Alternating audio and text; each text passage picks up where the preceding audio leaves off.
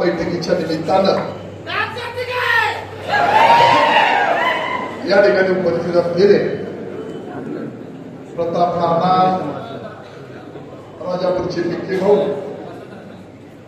विलास भाऊ, बळी तात्या, व्यासपीठावर उपस्थित असलेले बँकेपासून विविध ग्रामपंचायत आणि सोसायटीपर्यंत काम करणारे माझे सगळे जीवाभावाचे सहकारी, सन्माननीय व्यासपीठ, उपस्थित असलेले सर्व वडीलधारी मंडळी आणि तरुण मित्रांनो आणि माझ्या पत्रकार मित्रांनो, प्रताप नाना मी उभा राहिल्यानंतर सहज समोर बघितलं तर आतल्यापेक्षा बाहेर दुप्पट करते.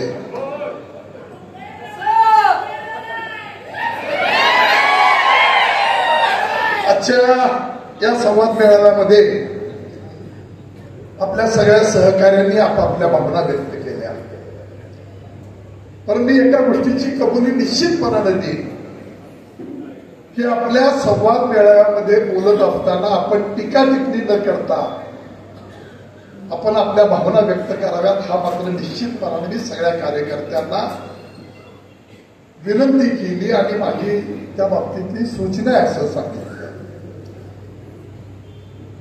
ही निवडणूक जिल्हा परिषद, पंचायत समिती, नगरपालिका, महानगरपालिका कार्यकर्त्यांची आहे. ज्याने माझं राजकारण उभा केलं त्याची ही निवडणूक आहे.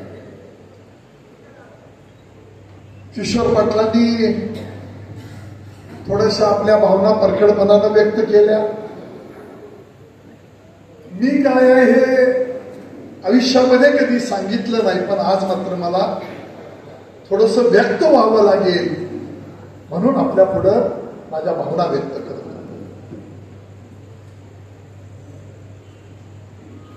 माझ्या वडिलांनी पंढरपूरला पहिला महाराष्ट्रातला एन्काउंटर केला. ज्या पंढरपूरच्या पोलीस स्टेशन मध्ये तिथल्या पीआयला त्या डोंबेंनी जाऊन शिवीगाळ केली आणि एका तासाच्या आत त्यांनी बदली मागितली, तिथं जायला कोण तयार नव्हतं. वडिलांनी ते आव्हान स्वीकारलं, त्याच्यावर प्रत्येक मोठा हल्ला झाला, त्यांनी फायरिंग केला आणि त्या ठिकाणी पहिला एन्काउंटर माझ्या वडिलांनी केला. त्यावेळेला त्यांच्याकडून किमान 20 मर्डर झालेले होते आणि त्यांनी चितेवर शपथा घेतल्या होत्या की मी पुढचा आरके पाटलांचा वंश वाढू देणार नाही. आणि अगदी लावतो परमेश्वरानं मला जन्माला घालताना आईच्या पोटातनं जिगर दिलेली आहे. जिगर ज्याचे 20 मर्डर झाले अशाला संजय पाटील नामला आहे. तुम्हाला आज सांगतो, माझ्यावर अनेक वेळा प्रयत्न झाले, अनेक वेळा, पण कधी मी आयुष्यामध्ये कधी भिवून वागलो नाही आणि कधी जायचं थांबलो नाही. कालांतरानं वाईटाचं वाईट होतं, त्यांची जी काही परिस्थिती व्हायची ती झाली. हिंदू मुस्लिम दंगल झालं, पतंगराव कदम पालकमंत्री होते, गणपतीच्या मूर्त्या फुटल्या, जाती धर्मामध्ये द्वेष उभारून आला. या सगळ्या परिस्थितीमध्ये ती शांत करण्यासाठी हा संजय पाटील इथं माणिक काकाकडे दिसलेला आहे. त्या माणिक काका आणि मी त्यावेळेला कर्फ्यू होता सांगलीमध्ये, मिरजेमध्ये. मी मिरजेला गेलो, संभाजीराव भिडे गुरुजींना घेऊन गेलो, त्याला तिकडं सोडलं आणि ती दंगल शांत व्हावी. यामध्ये समाजाचं मोठं नुकसान आहे. आपल्या तालुक्यामध्ये तुमच्या माहितीसाठी सांगतो, 24 ठिकाणी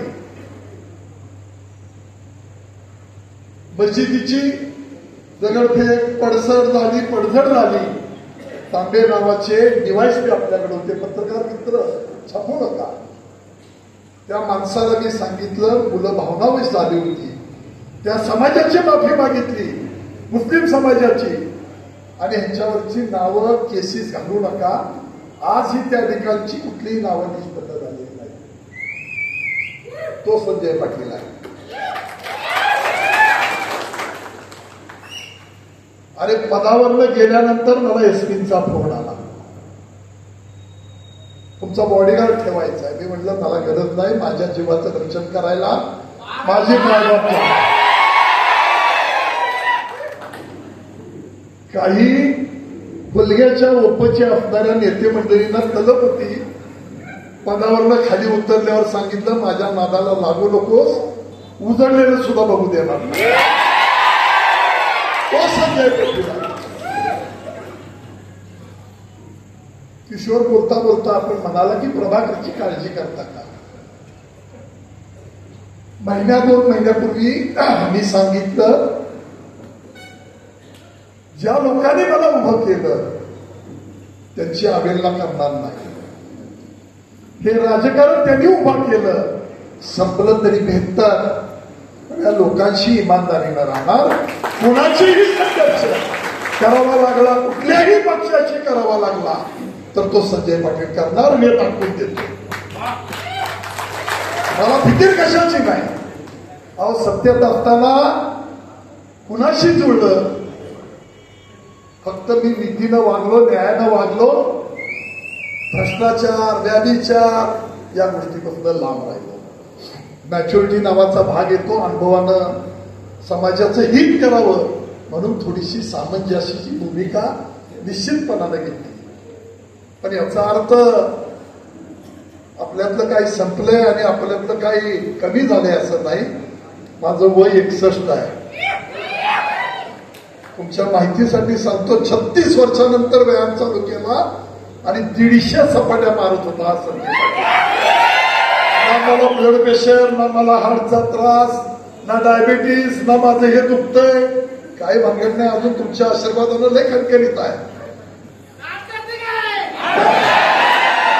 त्यामुळं जी निवडणूक कार्यकर्त्यांची आहे, जिल्हा परिषद असतील, नगरपालिका असतील, महानगरपालिका असतील, पंचायत समिती असतील, त्याच्यामध्ये तन मन धन अर्पण सगळं करून संजय पाटील तुमच्या बरोबर असेल हा विश्वास तुम्हाला देतो. पक्ष, चिन्ह, सत्ता, पैसा, संस्था काही नसताना आपण संघर्ष केला. आता तर तुमचं एवढं मोठं बळ आहे. 1995 सालच्या विधानसभेला आबा उभारले, डॉक्टर भाऊ आबा उभारले होते, दिनकर आबा. फार मोठ्या फरकानं आपला पराभव झाला. 97 साली जिल्हा परिषद लागली. आज सांगतो, आदाडे नावाचे आपल्याकडे तहसीलदार, त्या तहसीलदारांच्याकडे मार्केट कमिटीला बिनविरोध केलं म्हणून मी रागानं अर्ज दिला आणि 2 ठिकाणी नाव असता कामा नयेत असा आदेश होता. मी तासगावातलं नाव कमी करा, कारण संघर्ष आपल्याला करायचा. त्यावेळी काही कार्यकर्त्यांनी सांगितलं मार्केट कमिटीला कॉम्प्रोमाइज करूया. मी आदाडेंच्याकडे अर्ज दिला, पण नीतीच्या मनात वेगळं होतं. तुम्ही सगळ्यांनी शक्ती दिली आणि संजय पाटील त्या संघर्षातनं उभार केला. तो आमदार विधान परिषदेवर गेला, त्याला खासदार केलं आणि आजही कुठलं पद, मला वाटतं इंग्रजीत म्हणाला की आजही कुठलं पद नसतं तरी संजय काका बोलतोय म्हटल्यानंतर अजून कुठल्या अधिकारी वेगळ्या पद्धतीनं वागण्याचा प्रयत्न करत नाही. ती तुमची शक्ती पाठीची आहे, म्हणून हे घडतं. मला सांगायचा नक्कीच अर्थ आहे की त्यावेळी 97 साली आपण एक चिंचणी गाव काढलं आणि पूर्व भागातल्या जिल्हा परिषदेला जोडलं. जिल्हा परिषदला आपण चांगल्या फरकाने अपक्ष उभा राहिलो.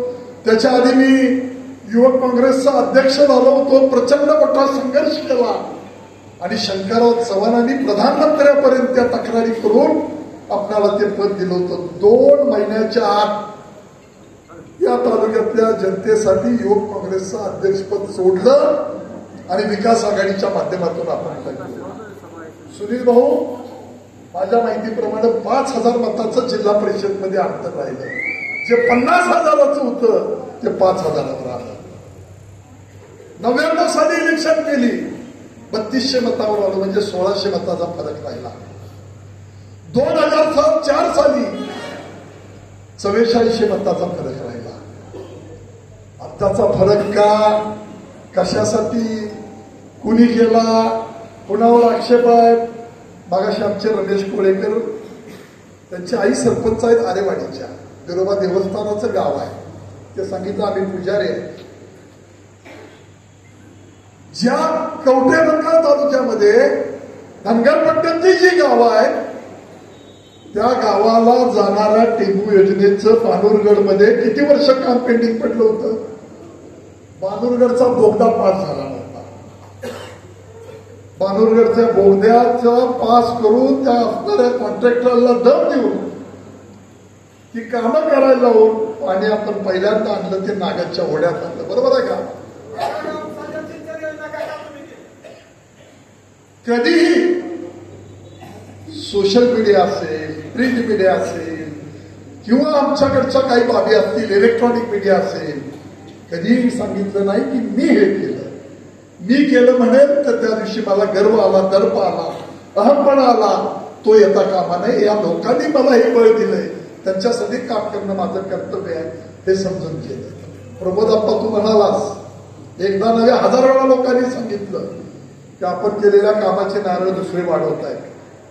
मी माझं कर्तव्य मानलं की हे काम मला लोकांनी खासदार केलं, मला राज्यातले मुख्यमंत्री असतील, मंत्री असतील, मला मदत करतायत तालुक्याच्या विकासासाठी, ते आपलं कर्तव्य म्हणून केलं. काय नॅशनल हायवेची कामं झाली, ताकारी, टेंबू, म्हैसाळ, 7-7, 8-8 हजार कोटीच्या आपण या सगळ्या भूमिका घेतल्या आणि त्याला मान्यता घेतली, पैसे आणले. राज्यापुढे अडचण होती, केंद्रातनं पैसे आणले. 2091 कोटी पहिल्यांदा म्हैसाळला आणले, जतपणे पाणी नेलं. त्याच्या आधी काही मंडळींनी निश्चित काम केलं, मी नाकारत नाही. पण योजना पूर्णत्वाला नेताना ज्या काय अनुशेषाच्या बाबी होत्या त्या अडचणीच्या होत्या, त्याला मार्ग काढले. देवेंद्र फडणवीसांनी मला कृष्णा खोऱ्याचंही उपाध्यक्षपद दिलं होतं. दोन्ही गोष्टीचा समन्वय ठेवला, वरून पैसे आणले आणि या सगळ्या बाबी पूर्ण केल्या. त्याचा अभिमान माझ्या मनामध्ये. आजकालची परिस्थिती आपण पाहतो, कोण कोणावर बोलतोय, काय चाललंय, कुणाला कुणाचं ताळमेळ नाही, काय. ह्या सगळ्या अवस्थेमध्ये माझ्यासारख्या मनाची निश्चितपणानं दुसबट होत होती. पण मी तुम्हाला आज शब्द देतो, तुम्ही जे म्हणताय ना, तुम्हाला पक्ष मानून आम्ही काम करतोय, तुम्ही म्हणाल ते धोरण, मी आज तुम्हाला शब्द देतो, कार्यकर्ता हा माझा पक्ष आहे, कार्यकर्ता म्हणून त्या पक्षाचं आपण काम करू, नाहीतर आपली विकास आघाडी आहे. अहो, आघाडी कधी आपण काढली, किती वर्षापूर्वी. मगाशी कोडक्याचे एक जाधव इथं बसते होते, बैलपोली असणारा आपला तासगावचा गावडे कुठं आहे, तेव्हा तो बिचारा बैलपोली काम करत होता, प्रत्येक मोर्चाला हजर आहे. आमच्या कौलग्याचे जाधव कुठे गेले, आजारी माणूस आहे, मुलगा वारला, माने कुठे गेले, आपले मिस्त्री, तुमचा जाधव कुठे गेले. या सगळ्या बाबी आठवणारा आणि त्यांची आठवण ठेवणारा मी कार्यकर्ता आहे. मला भय भीती कशाचीही नाही, माझं कोणीही बिघडू शकत नाही. मला खूप परमेश्वरानं तुमच्या पाठीशी जी तुमचं बळ आहे, शक्ती आहे, ती मला दिलेली आहे, मला फिकीर नाही.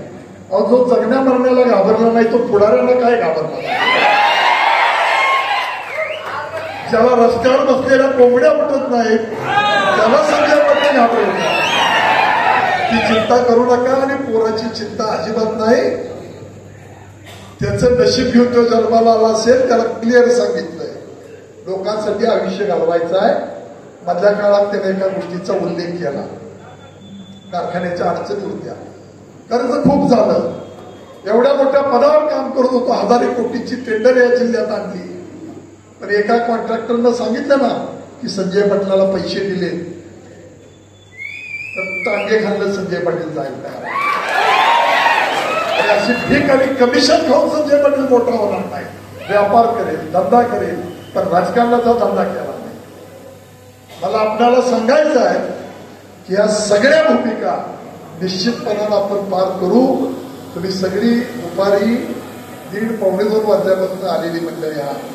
काही माणसं लग्नीला उठली, तरुण पोरं खुर्च्या जागा मिळायची नाही, म्हणून उठली नाही. तुम्हाला एक शब्द देतो, एक वचन देतो की जो निर्णय आपल्याला करायचा त्यावेळी तुमच्याशी निश्चितपणानं बोलेल. पण आता निवडणुकीच्या तयारीला लागा. तुम्ही पक्ष, पार्टी, चिन्ह, झेंडा इकडे बघू नका. आपल्याला आपल्या पद्धतीनं पुढे जायचं आहे, एवढं डोळ्यापुढे ठेवा. कसलीही फिकीर आपल्याला नाही. तुमच्यासाठी निश्चितपणानं तिथनं पुढचं आयुष्य ते जनतेसाठी आणि कार्यकर्त्यासाठी असेल. हे अभिवचन तुम्हाला द्यायला मी या ठिकाणी उभा आहे. मला 10 वर्ष सत्ता दिली, उद्या कोण होईल न होईल त्या बाबी नंतरच्या. पण आता आपल्या पुढे एक प्रश्न आहे की कार्यकर्त्यांची लढाई आहे, ती ताकदीनं करूया. आता आरक्षण पडते, आरक्षण पडले की आपण उमेदवार ठरवून कामाला लागूया. एवढी आपल्याला विनंती करतो. जेवायला सगळ्या मंडळींना विनंती आहे, थोडा वेळ लागला तरी चालेल, पण जेवल्याशिवाय जाऊ नका. आपल्या जीवाभावाच्या सगळ्या कार्यकर्त्यांनी, सहकार्यांनी 5,000-5,500 लोकांचं जेवण केलेलं आहे. जेवल्याविना कुणीही जाऊ नका एवढी विनंती करतो आणि या ठिकाणी थांबतो. जय हिंद, जय महाराष्ट्र.